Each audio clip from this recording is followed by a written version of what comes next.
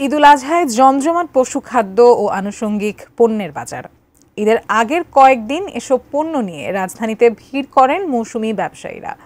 অল্প পুঁজিতে স্বল্প সময়ে বেশি লাভের আশায় এই ব্যবসায় এসেছেন অনেকে। আর যান্ত্রিক এই শহরে প্রিয় পশুকে খাবার দিতে পেরে খুশি ক্রেতারা।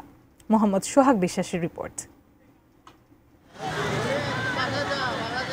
পবিত্র ঈদুল আজহাকে কেন্দ্র করে রাজধানী জুড়ে ঘাস, বিচালি, কাঁঠালের পাতা বিক্রির খণ্ডকালীন দোকান দিয়ে বসেছেন একদল মৌসুমি ব্যবসায়ী। এসব দোকানে বেশ চড়া দামে বিক্রি হচ্ছে ঘাস ও বিচালি।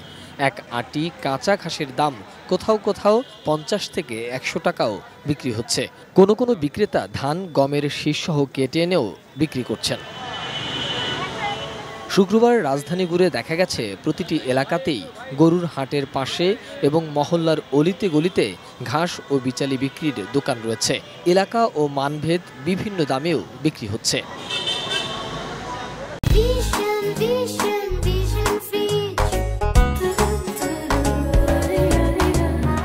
অন্যান্য বছরের চেয়ে এবছর ভালো ব্যবসা হচ্ছে বলে জানান এই মৌসুমি ব্যবসায়ীরা।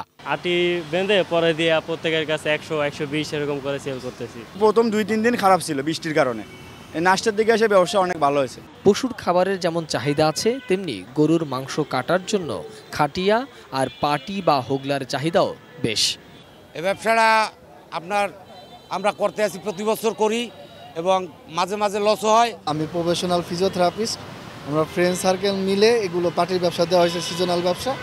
দাম একটু বেশি হলেও প্রিয় পশুর জন্য খাবার আর প্রয়োজনীয় জিনিস কিনে খুশি ক্রেতারা। গরু বানানোর জন্য খাদ্য কিনলাম। যেমন দাম ভালোই, দাম নিয়ন্ত্রণের মধ্যে আছে। এগুলো 20 টাকা করে আর এগুলো 50।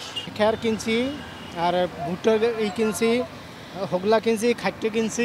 আমার গরুটা কালকের থেকে একটু অসুস্থ, শুধু ঘাসই খাইতেছে, খের ভুসি এগুলো কিছু খাচ্ছে না, এই কারণে আবার সেকেন্ড টাইম নিয়ে কিনলাম আর কি। এখন তো কাঁচা ঘাস পাওয়া যাচ্ছে না, বলতে গেলে দাম তো বেশি যাচ্ছে। ঈদ বাজারের দাম বেশি, নইলে এই ঘাস কি 50 টাকা করে মুড়া লাগে নাকি?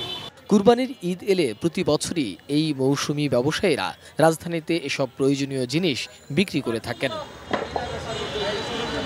মোহাম্মদ সোহাগ বিশ্বাস, এটিএন নিউজ, ঢাকা।